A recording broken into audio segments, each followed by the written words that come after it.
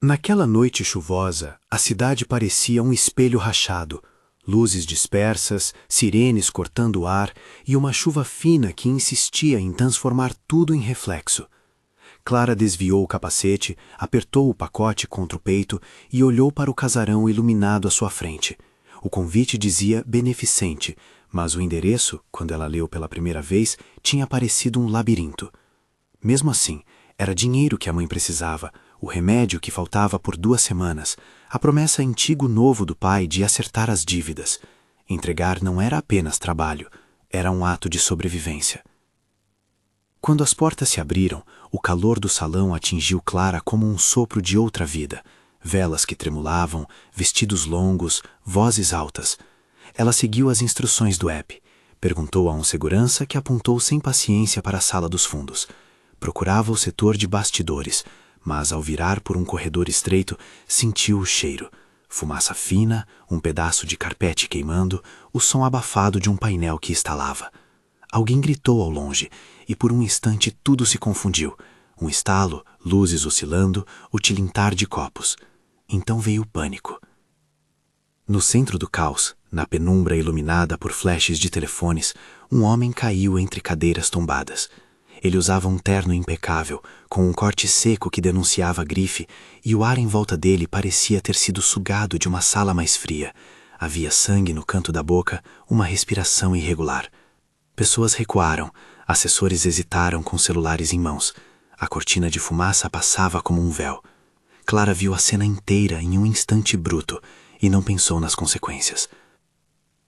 Eduardo Serra era o nome que figurava em todas as manchetes do país. CEO, filantropo, herdeiro de um império que dominava bairros inteiros. A face do poder ali, curvado no chão, ocupava pouco espaço na memória coletiva daquela noite, até que uma entregadora com capacete entrou na cena e decidiu não sair. Ela não sabia de regras de protocolo, agiu com a pressa de quem já havia perdido tanto tempo esperando que alguém aparecesse. Arrastou-o para fora da linha de fogo das faíscas, apoiou a nuca dele contra o chão frio, tirou o lenço do bolso e cobriu o rosto para filtrar o ar. Havia uma hora em que aprendeu a costurar um botão para a mãe e outra em que simulou atendimento em cursos rápidos. Nada a preparara para segurar a cabeça do homem cujas sombras tinham decidido cair sobre tantos. Os socorristas chegaram em minutos que pareceram horas. Alguém tentou apagar a chama maior. Alguém gritava para abrir uma saída. Clara inclinou a cabeça dele para trás e, quando percebeu que a respiração quase não existia, fez o que a impulsão mais primitiva ensinou. Aproximou os lábios, soprou o ar que tinha, misturou seu próprio fôlego com o dele, encostou os lábios em um gesto que não podia ser apenas técnica. Era impulso, era afeto convertido em urgência. Foi um beijo, se é que a palavra basta para descrever o ato. Para ela, era resgate. Para ele, naquele segundo fragmentado entre fumaça e luz, foi como um fio lançado por um desconhecido para puxá-lo de volta ao presente.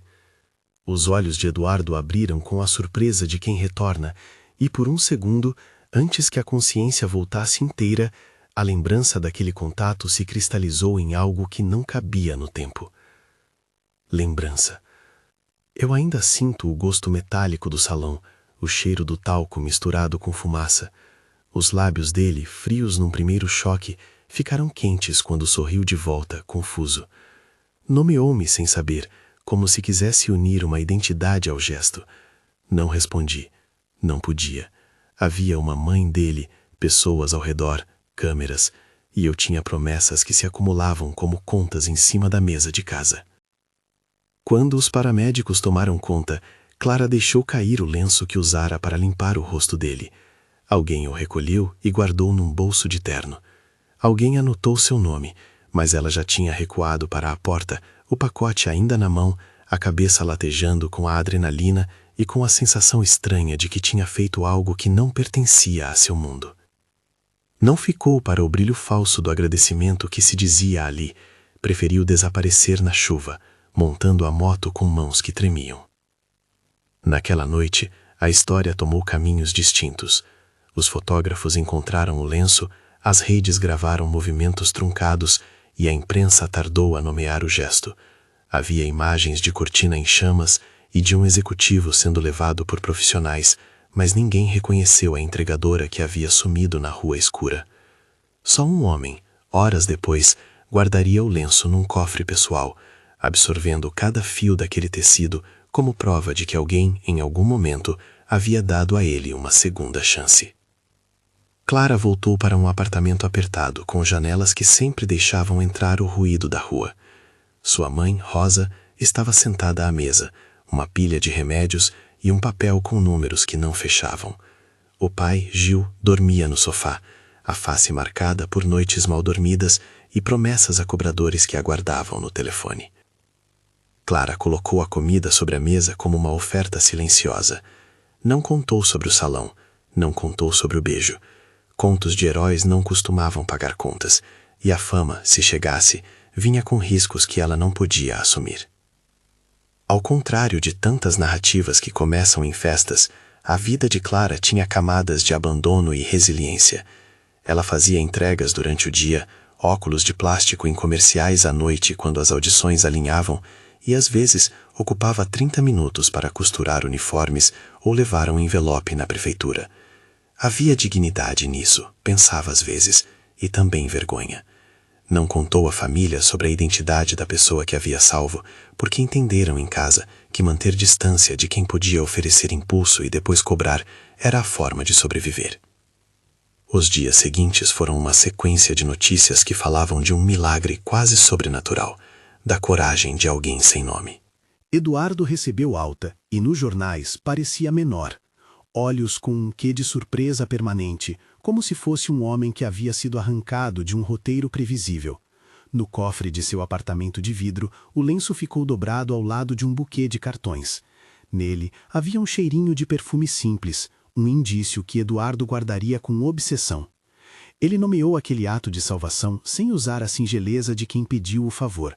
Chamava aquilo de dívida, dízima moral, um termo ruim, seco, que não traduzia o nó que apertava seu peito. A imagem dos lábios dela, a sensação de ar compartilhado, criaram uma linha invisível entre o homem que comandava e a mulher que havia se recusado a ficar. Eduardo não publicou um agradecimento público, não fez uma grande busca imediata. Primeiro, observou. Depois começou a procurar por detalhes que pudessem transformar a memória em pista tangível. O lenço, o padrão do pacote que ela carregava, o nome no bilhete de entrega que alguém deixara no balcão. 5 anos é tempo suficiente para transformar feridas em cicatriz, memórias em hábito e para escrever uma vida paralela sobre fantasmas. Nos anos que se seguiram, Eduardo ampliou a área de sua procura como quem desdobra um mapa, contratou investigadores discretos, revisitou imagens de câmeras do casarão, cruzou dados de entregas, ofereceu prêmios anônimos à imprensa por qualquer pista. Enquanto isso, sua face pública permaneceu controlada por discursos, aparições em eventos e jantares com doadores. Por dentro, porém, havia um vazio que o poder não preenchia, a lembrança de um sopro vindo de um par de lábios que tinham, por um instante, atravessado a muralha de sua solidão. Clara, por sua vez, não sabia que era procurada. Ela vestia uma armadura invisível. Trabalho, pequenos segredos, o calor da cozinha onde a mãe se parecia mais frágil a cada mês. Havia dias em que o corpo de Rosa tremia de dor, e dias em que seu sorriso era a chama que justificava aquilo tudo. Gil havia se aprofundado em dívidas que Clara evitava olhar. O contrato com agiotas estava a testemunhar cada passo em atraso. Havia ainda uma irmã, Lara, que embora parecessem gêmeas no rosto, escolhera caminhos diferentes. Lara era bonita como uma chance, ambiciosa, com um sorriso que aprendeu a negociar, capaz de transformar um favor em oportunidade. Ela dedicou a própria vida a ascender, e não era segredo que enquanto Clara lutava, Lara já colecionava portas abertas. Os primeiros anos foram uma montagem. Eduardo colecionava pistas e Clara somava contas. De vez em quando, uma matéria menção ao anonimato da salvadora surgia entre reportagens sobre investimentos, e Clara encontrava-se na rua, olhando vitrines, toqueando as pontas do lenço que protegera por costume. Ela não lembrava de vermos o pano na sua mão. Se algo ficou, talvez fosse no bolso da jaqueta. Mas não houve procura direta. Não houve bater de portas na casa dela. A vida seguiu com pequenas felicidades contidas. Uma audição que deu certo, um pagamento a mais que quitou um remédio. E, ao mesmo tempo, uma sensação de que algo maior pairava como uma nuvem incerta.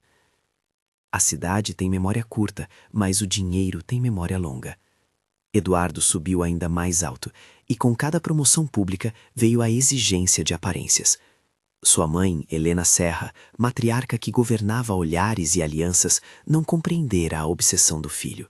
Para ela, a sucessão era trabalho e romances deviam servir a interesses.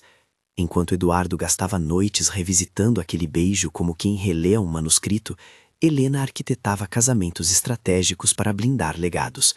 Ela tinha medo das histórias que não se encaixavam no lote social que a família precisava manter.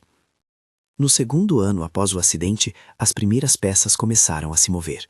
Uma mulher apareceu em eventos sociais com nome similar e idade parecida com da entregadora que fora vista pelos fotógrafos naquela noite. Não era a salvadora, mas tinha a precisão de quem sabia usar um rosto. Lara entrou em contato com pessoas certas.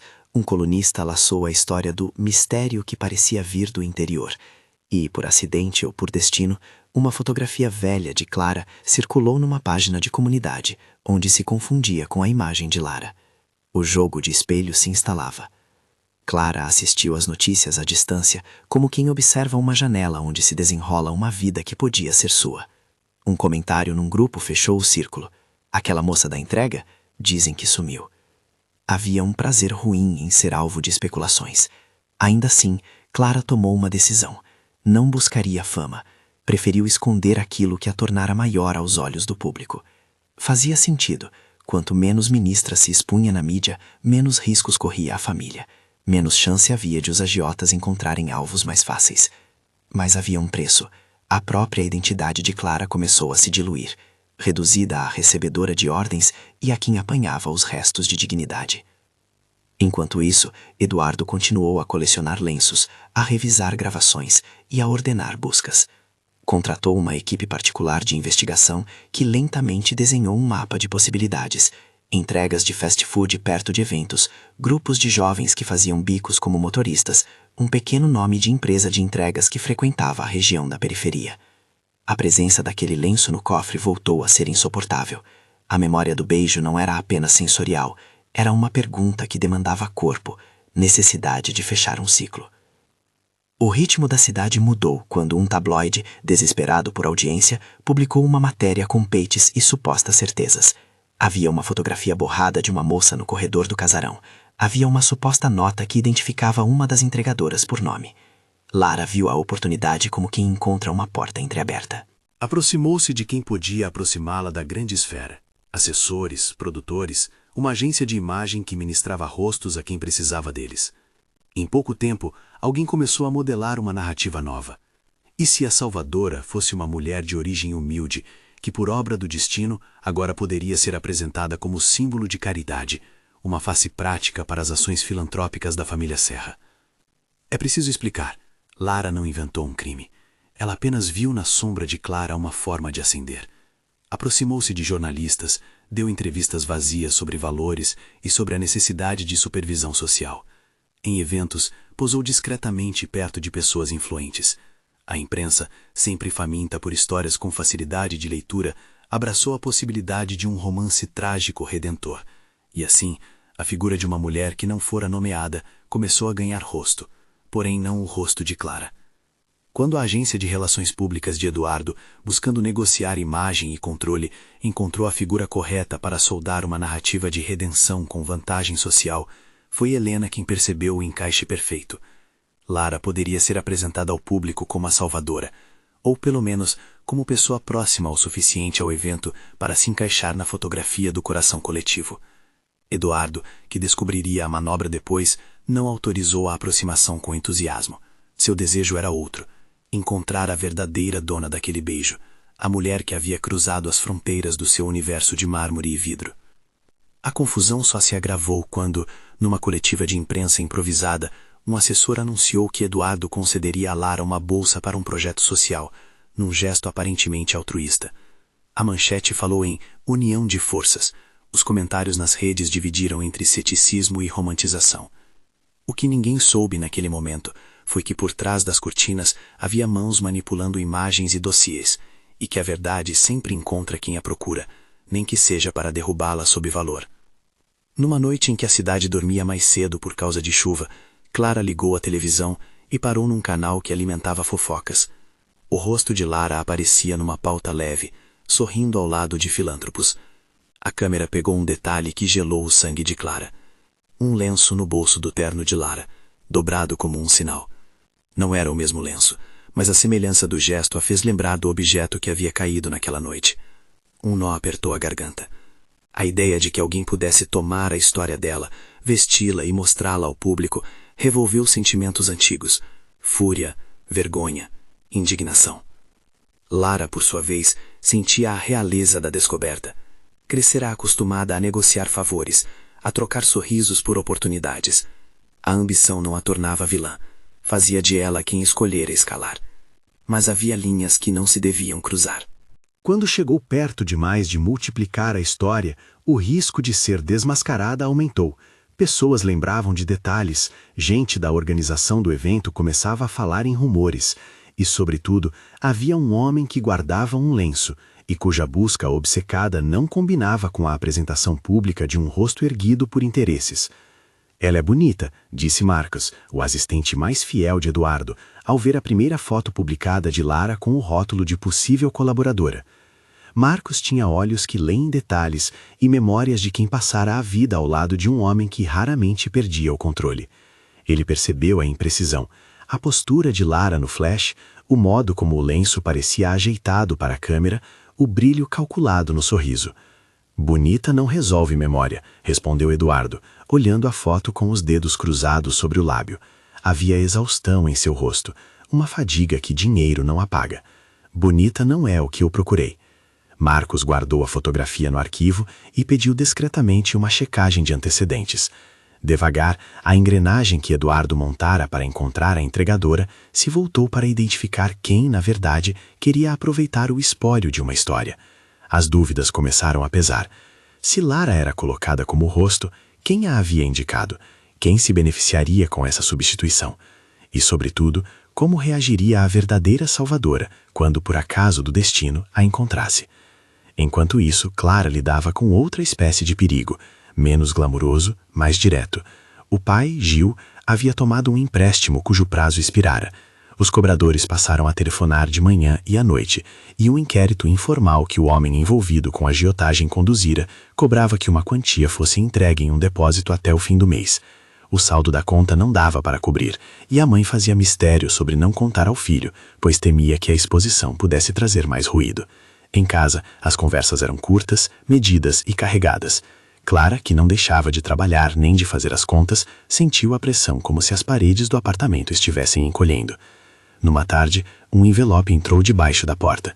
Dentro, uma foto antiga. Era Clara e Lara quando crianças, sorrindo num quintal com mangueira e bolhas de sabão.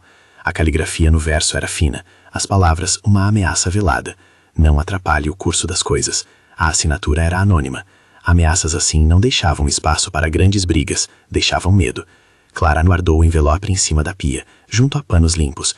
O receio de ver seu rosto explorado publicamente misturava-se ao receio de ver a família desmoronar. Foi nesse ponto que os caminhos começaram a afunilar. Eduardo aumentou a pressão para obter respostas. Helena intensificou a campanha para oficializar alianças. Lara, animada com os holofotes, começou a receber convites que a levariam para a órbita de pessoas perigosas, empresários com contas a acertar e adversários de Eduardo sedentos por um escândalo. Clara recebeu mensagens anônimas, lembrando-a de que há coisas que não devem ser ditas em voz alta. E, no meio disso tudo, um lenço guardado num cofre continuava a cheirar a perfume barato e a memória de um beijo que mudara rumos. Quando a cidade começou a enxergar a possibilidade de que a história da salvadora era, na verdade, uma construção social, surgiram fissuras. Uma repórter investigativa, Beatriz, encontrou notas de rodapé que não batiam. A lista de entregas do tal evento não coincidia com a narrativa oficial, e uma funcionária do casarão lembrava de ter visto duas mulheres nos bastidores naquela noite. As peças não se encaixavam perfeitamente, forçavam um jogo de suspeitas que ameaçava explodir a conveniência de quem queria manter o controle. Clara, que por anos resistira a aparecer, viu sua própria imagem emergir fragmentada nas sombras. Sabia que o confronto com a verdade poderia destruir a família, ou talvez libertá-la. Pagaria um preço. O problema com o preço é que, muitas vezes, ele exige que alguém escolha entre a vingança e a reparação, entre a exposição e o silêncio. Clara vacilou. Pensou em Rosa, nas noites em claro, em Gil que chorava baixinho quando ninguém via. Pensou na irmã, que, de alguma forma, estava no centro de uma teia que ela não pedira para tecer. A primeira grande ruptura aconteceu num sábado, quando o tabloide seguiu Lara até um centro de eventos onde ela promoveria um projeto supostamente ligado à causa. Paparazzi se aglomeraram, telefones tocaram, a cobertura se inflamou. Numa entrevista improvisada, Lara falou de inclusão e agradeceu a oportunidade de representar as vozes, que raramente chegam aos salões. Perguntada sobre a suposta ligação com o evento do incêndio, sorriu e disse: "O importante é o trabalho." A resposta fria teve a função de legar uma mensagem. A história não é sobre quem estava lá, mas sobre quem soube se posicionar depois.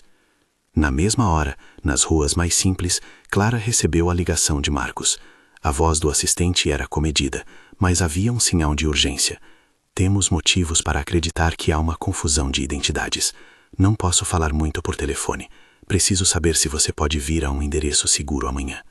Clara hesitou. Viu ali a chance de reescrever a linha que aprendia. Viu também o risco de expor a mãe a mais ruído. Sentiu o peso das vidas que dependiam da sua decisão. A chuva começou de novo naquela madrugada, golpeando o vidro da janela como se perguntasse qual seria a próxima jogada. Clara olhou para o envelope com a foto, para o remédio em cima da mesa, para a lista de contas. O cofre da cidade batia em sintonia com seu coração. No silêncio de seu quarto, tomou uma decisão hesitante. Iria às ruas para ouvir uma proposta, não para fazer um espetáculo. Se havia algo que aprendera na vida, era a diferença entre sacrificar-se para salvar e sacrificar-se por aparência. Ainda assim, havia no corpo dela um cheiro de coragem, que era difícil de definir. Na manhã seguinte, quando caminhou até o endereço combinado, sentiu o ar mais frio, como se a cidade soubesse que aquele era um ponto de viragem. Marcos a recebeu numa sala onde o vidro mostrava a cidade a seus pés. Ele não era apenas um assistente, era a mão que Eduardo permitia para sondar, o braço discreto que puxava as cortinas quando algo precisava de delicadeza. "Você salvou meu chefe", disse Marcos, sem rodeios. Era uma afirmação simples, um ponto que precisava ser confirmado. Ele guarda o que aconteceu como quem guarda um juramento. Quer encontrá-la, não por curiosidade, não por controle de imagem, por dívida, por algo que não se paga com dinheiro. Clara olhou para Marcos e viu ali a honestidade de alguém que outrora elegia peças por causa da verdade. Havia pulso nos olhos dele. "Por que somente agora?", perguntou ela, com a voz que a dor de anos havia afinado para a precisão. "Porque as coisas ficaram complicadas", respondeu Marcos. "Há uma mulher sendo apresentada como salvadora, e isso está errado. Ele quer que você saiba primeiro. Não queremos manipular você, queremos que entenda que existe algo maior aqui, justiça. Ele quer reparar, e talvez casar seja a maneira pública de assumir isso. Mas não estamos aqui para o espetáculo. Queremos saber se você aceita conversar." A oferta era absurda e concreta ao mesmo tempo. Casamento como reparação? Em que mundo um pedido público poderia pagar anos de silêncio e a humilhação que vieram depois? Clara sentiu todas as defesas crescerem como uma muralha. E ao mesmo tempo, sentiu um alívio estranho. Havia alguém disposto a lutar contra a versão fabricada da história. No corredor externo, 2 passos atrás da porta, alguém observava. Não era tempo ainda de confiança plena. Havia o risco de que qualquer movimento expondo Clara abrisse caminho para chantagens, ameaças e escândalos capazes de engolir a vida de Rosa. Mas havia também, como sempre, a possibilidade de libertação. Quando desceu a escada, a chuva tinha parado e o sol começava a tentar abrir um espaço no céu. A cidade, indiferente, seguia. Clara caminhou até a moto e olhou uma última vez para o envelope antigo, para a fotografia que lembrava um verão, e não um destino. O telefone vibrou com uma mensagem curta. "Amanhã, 19 horas, Hospital Santa Mônica. Entre pela lateral. Descrição." Era a assinatura de Marcos. Naquele instante, 2 mundos se aproximavam. O da mulher que beijou para salvar, e o do homem que guardou o gesto como um mapa de suas noites. Entre eles, havia 5 anos de silêncio, ambições, mentiras e a possibilidade de um pedido que mudaria tudo. Havia também a presença de uma irmã, que com seu próprio plano, poderia transformar a revelação numa tempestade. A história precisava de uma testemunha. E por mais que Clara temesse expor a família, sabia que a vida corria o risco de ser escrita por outros, se ela não tomasse a caneta. Ao montar na moto, sentiu o frio do retrovisor e a cidade refletida em pequenos pontos de luz. Não sabia, naquele momento, que a presença dela em um hospital na noite seguinte seria o início de uma sequência que mexeria com poderosos, desmancharia alianças e colocaria em risco mais do que reputações. Mas isso era amanhã. Agora restava apenas o desejo de não tornar o silêncio o único herdeiro de sua história. Clara respirou fundo, sentiu o gosto de chuva no ar e seguiu. A luz no corredor lateral do Santa Mônica era suspeita, fria, impessoal, como se tudo ali tivesse sido projetado para esconder emoções. Clara empurrou a porta com cuidado, o coração martelando em ritmo de moto, e encontrou Marcos em pé junto a uma janela pequena. Ele a esperou com a mão nos bolsos, o rosto sem a máscara de assistente protocolar. Havia ali, por baixo, uma urgência que não aparecia em público. "Obrigado por vir", disse ele, sem sorriso. "Ele está no quarto 412. Discrição, como pedi." Dentro do quarto, o ar cheirava a antisséptico e a flores de plástico. Eduardo Serra estava sentado numa poltrona, as mãos cruzadas numa sequência nervosa, olhos presos a algo que Clara não via. Uma foto antiga, talvez o lenço dobrado, talvez um pedaço de memória. Quando ergueu o rosto e a viu, a primeira coisa que atravessou a expressão foi surpresa. A segunda, algo que não cabia em lugar nenhum, foi a confirmação de uma busca que o rosto dele vinha guardando em silêncio por anos. Os 5 anos eram apenas um número para quem não soubera o efeito do tempo em alguém que procura por um gesto. Para Eduardo, cada dia era uma sutura, entrevistas, reuniões e um buraco no peito que só aquele beijo, aquele sopro, parecia preencher. Ele se levantou devagar, as articulações mais rígidas do que a indumentária de gala lhe permitia reconhecer. "Você lembra do que aconteceu?" perguntou ele, sem rodeios. A voz era mais baixa do que as manchetes sugeriam, suficientemente íntima para pedir a verdade. Clara sentiu o peso da pergunta como se fosse um copo de água fria. Lembrou-se do lenço, do cheiro do salão, do papel que deixara no balcão. Lembrou-se também do medo de transformar seu rosto em manchete e de ver sua mãe exposta a cobradores. "Lembro o suficiente", respondeu. "Lembro que havia fumaça, gente gritando, e que você não respirava direito. Fiz o que parecia óbvio. Tentei ajudar. Não queria atenção." Ele assentiu, os olhos pelo menos tentando explicar 5 anos de um porquê que não precisava ser enunciado. Marcos, que permanecera ao lado, trocou um olhar com Clara. Havia uma oferta implícita, o tipo de proposta que misturava reparação com risco. "Ele procurou você por 5 anos, disse Marcos, quase como se falasse sobre previsão do tempo. Não porque queria notas ou imagem, porque havia algo que ele sentia que devia, e porque essa história foi usurpada." As palavras caíram sobre Clara como chuva miúda, confusas, mas reais. Não ofereciam soluções, ofereciam aquilo que talvez ela não desejasse: visibilidade.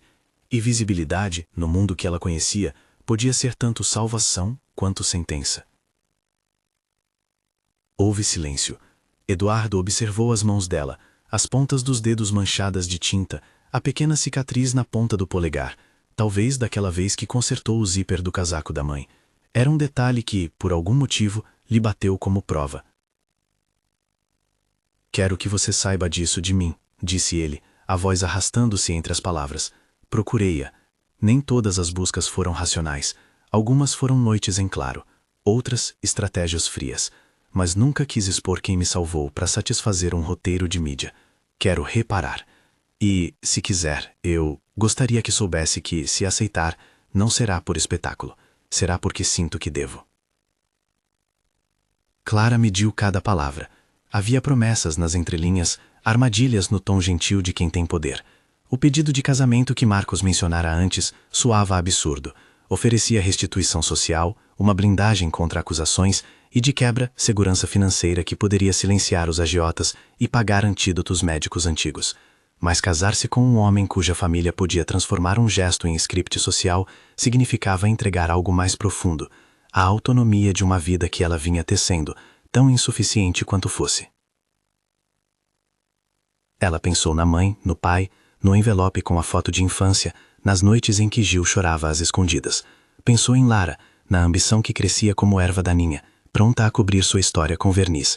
Pensou em si mesma, que não queria ser salva como um prêmio, mas também não gostava da ideia de ver a própria identidade usurpada por uma irmã disposta a tudo.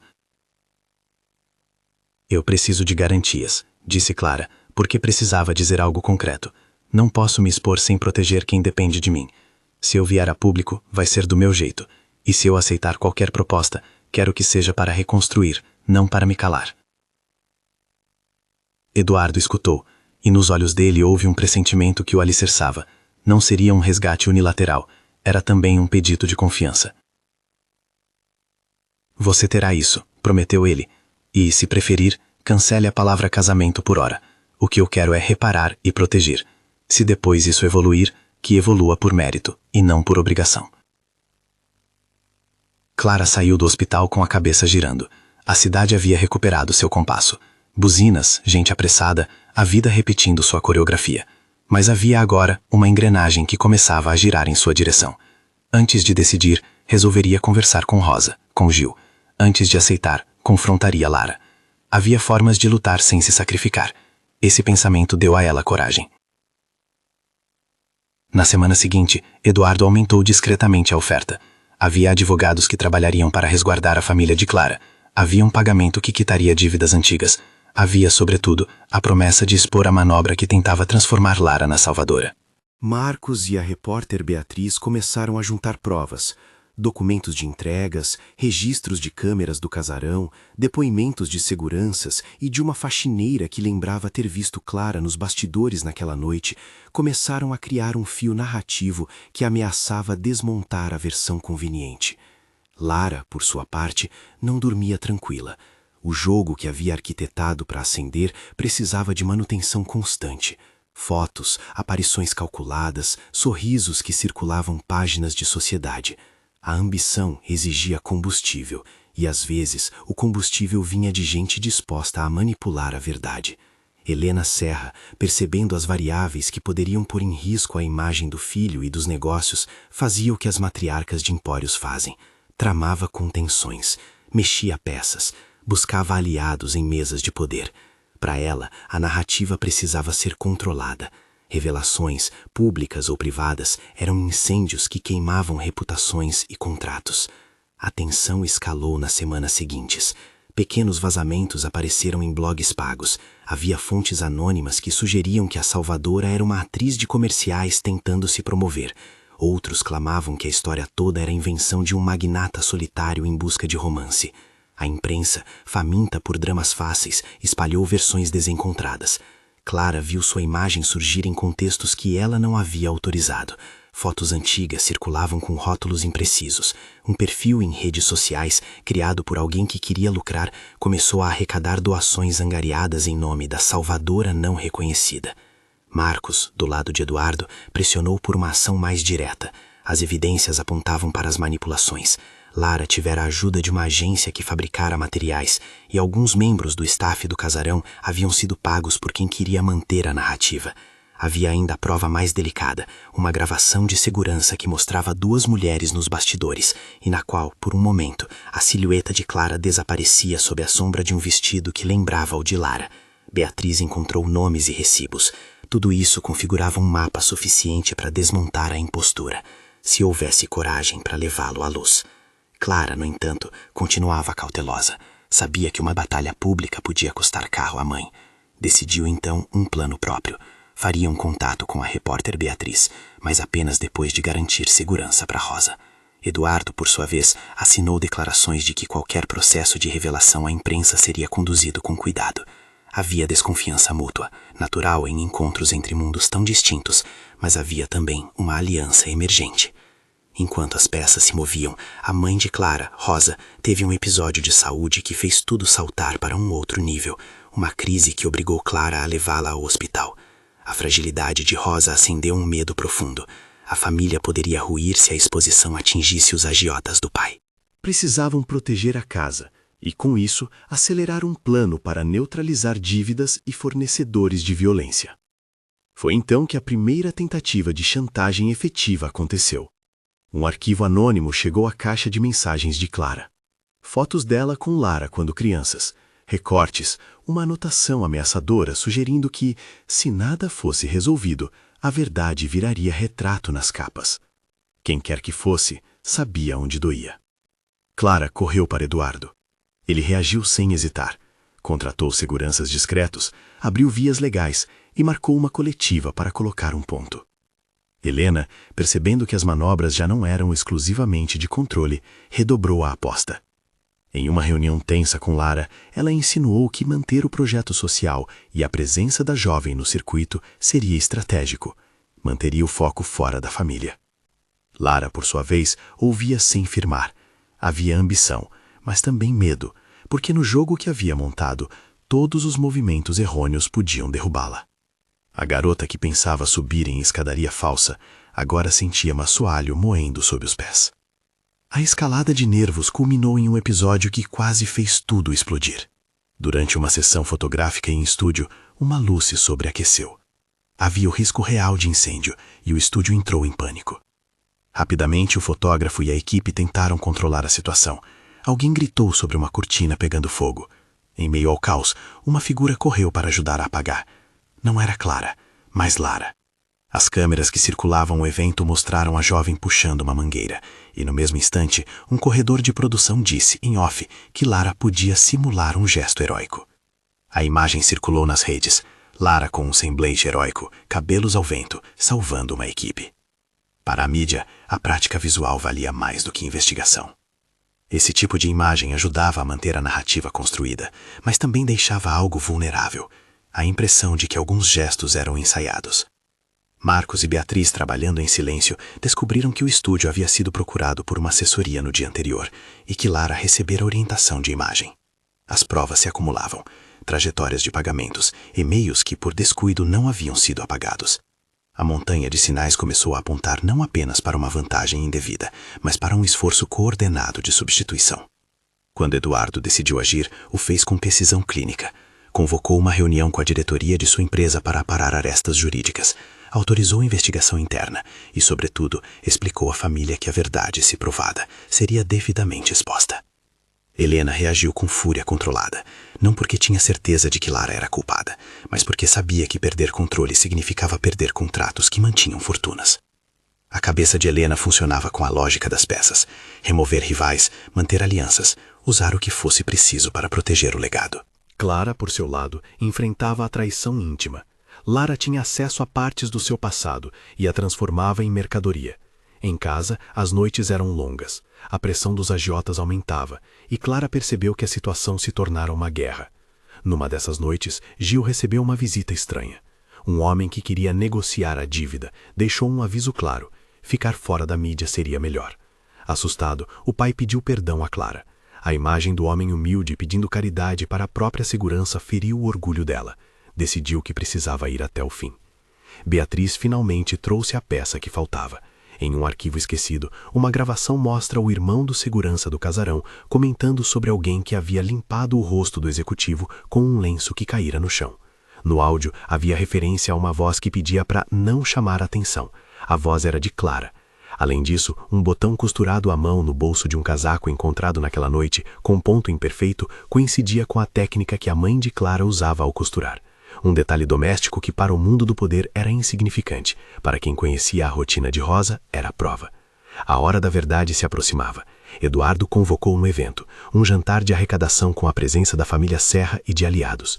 Helena pretendia fazer daquele jantar uma demonstração de força e imagem. Eduardo, por outro lado, planejava usá-lo para apresentar fatos, com provas, que limassem a narrativa fabricada.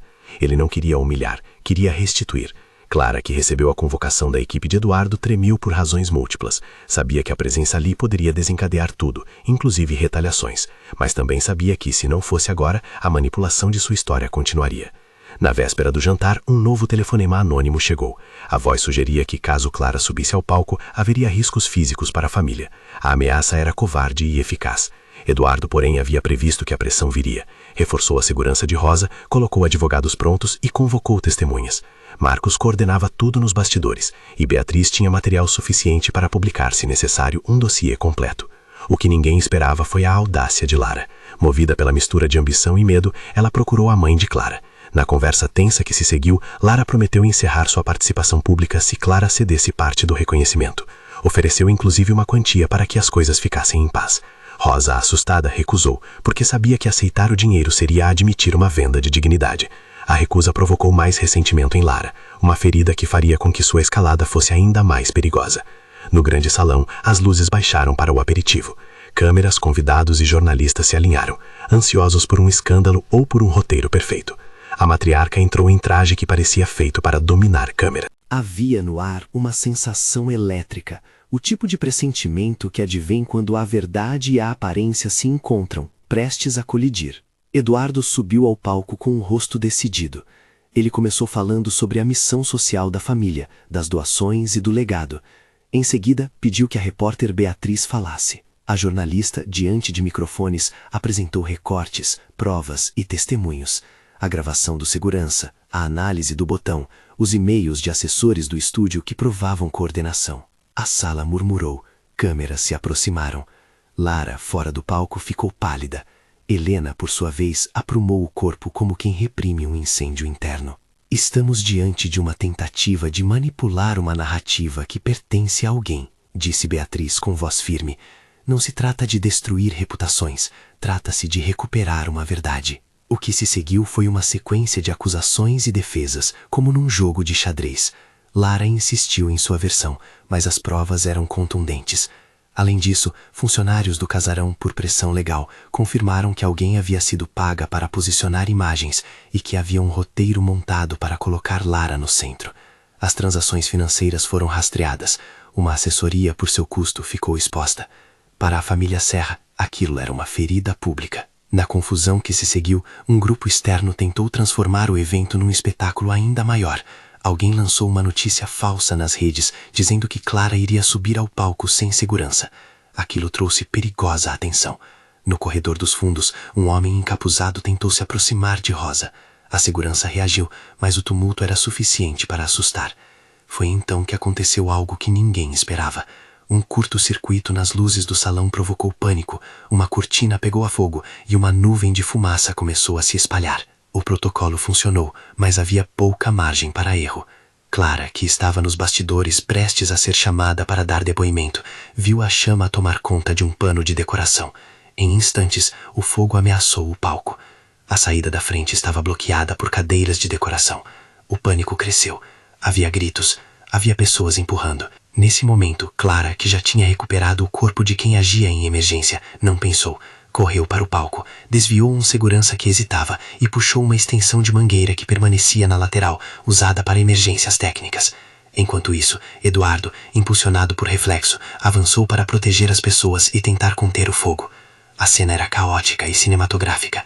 Lenços ao vento, luzes que piscavam, gente sendo guiada por vozes que tentavam manter os nervos. No auge do perigo, quando a fumaça quase sufocava e a saída parecia distante, Eduardo caiu. A queda chamou a atenção de todos.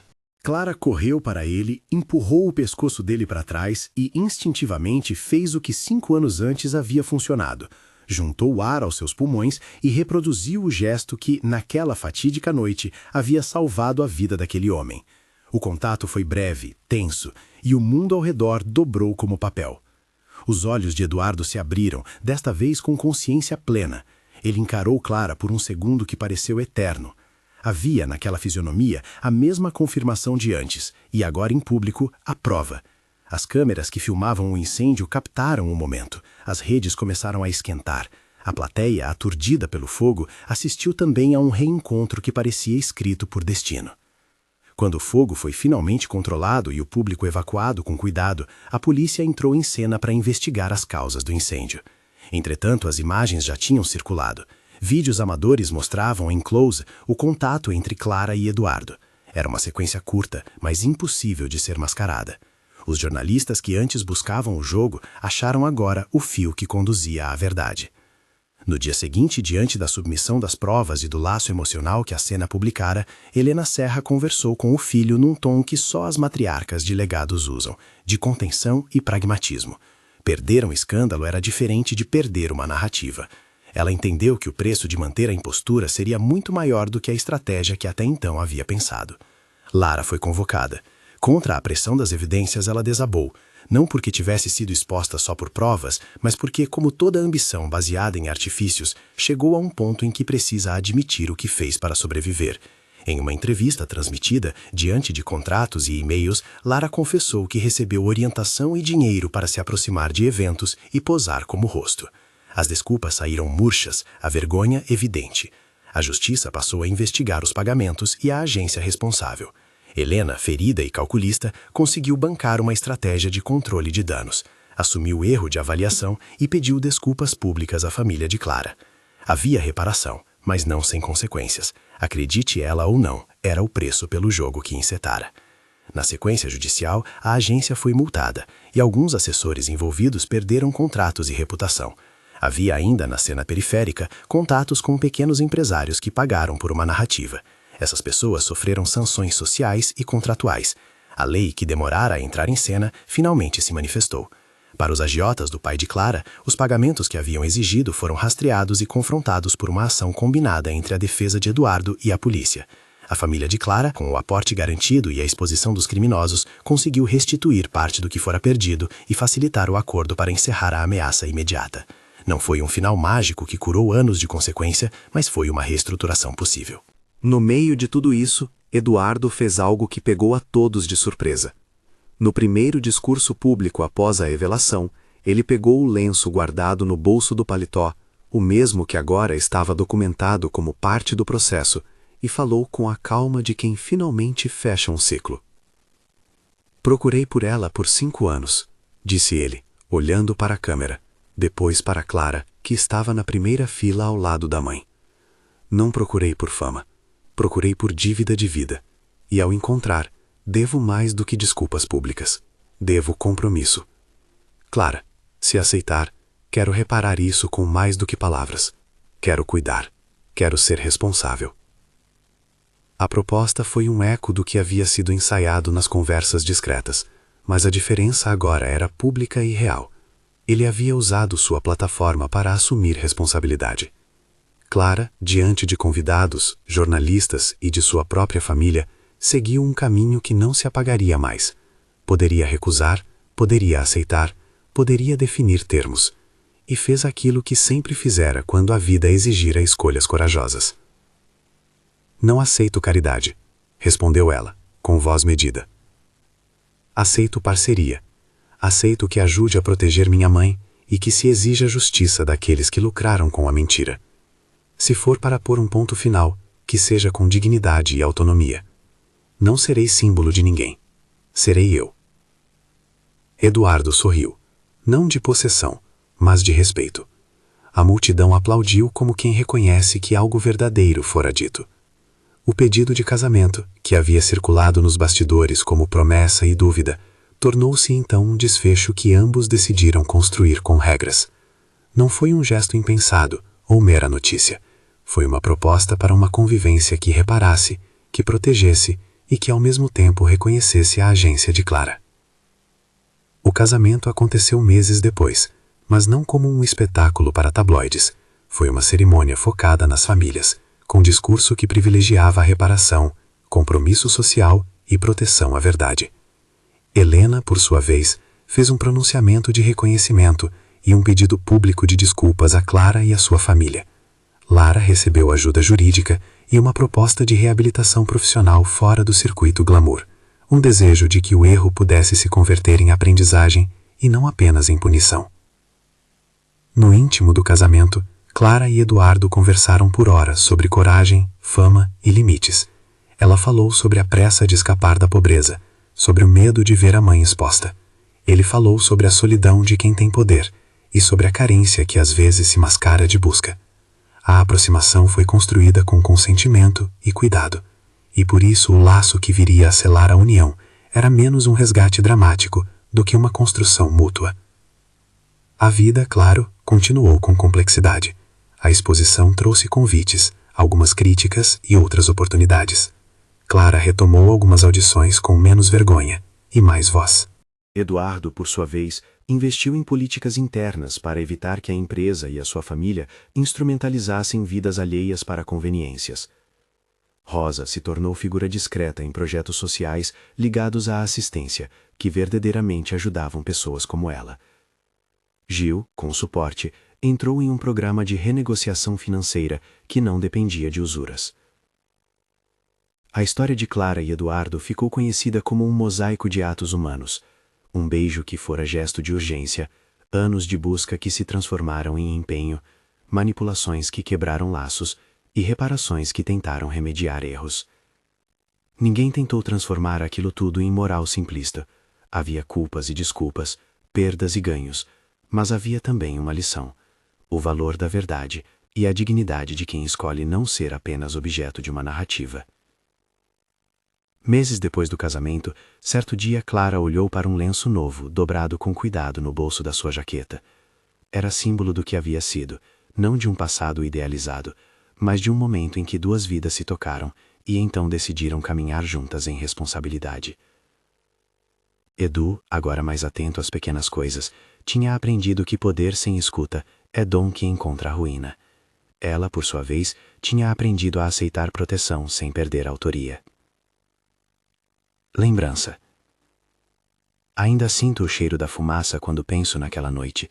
O calor, a pressa, a sensação de que, se eu hesitasse, alguém poderia desaparecer. Não lembro de heroína, lembro de medo, e de que o medo às vezes exige coragem sem preparação. E lembro do rosto dele ao abrir os olhos, um rosto que guardou minha presença por anos. Nunca imaginei que isso fosse virar casamento. Imaginei apenas que, naquele segundo, eu não poderia fugir. O epílogo da história não foi uma confissão definitiva de redenção. Ninguém recebeu todas as respostas, mas as consequências foram certas. A agência que fabricara a narrativa de Lara perdeu contratos. Alguns funcionários responderam judicialmente e a rede que explorava a imagem de pessoas humildes entrou em debate público. O casamento desses dois mundos funcionou como símbolo de que, quando a verdade é restaurada, existe a possibilidade de reescrever destinos, mas sempre com trabalho e com respeito à voz de quem vivenciou. Nos meses seguintes, Clara manteve sua independência. Participou de projetos sociais que cuidavam de pessoas idosas, de campanhas de combate à usura e de uma oficina de costura que permitia a mulheres da sua região aprender uma profissão com dignidade. Eduardo continuou no comando da empresa, agora com mais cuidado no uso de imagem pública. Juntos apoiaram iniciativas que protegiam histórias reais de serem apropriadas. No fim, quando foram fotografados saindo de uma cerimônia pequena, o flash captou mais do que sorrisos, captou a sensação de que algo importante havia sido reparado. A imprensa comentou, a sociedade debateu, e a família de Clara voltou a viver com um pouco mais de ar.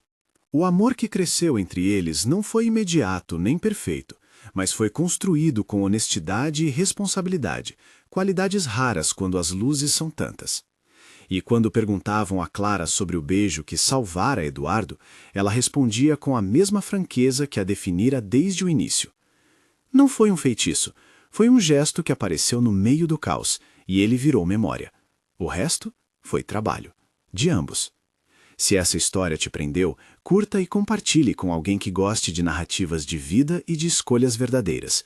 Se quiser, conte nos comentários qual cena mais mexeu com você.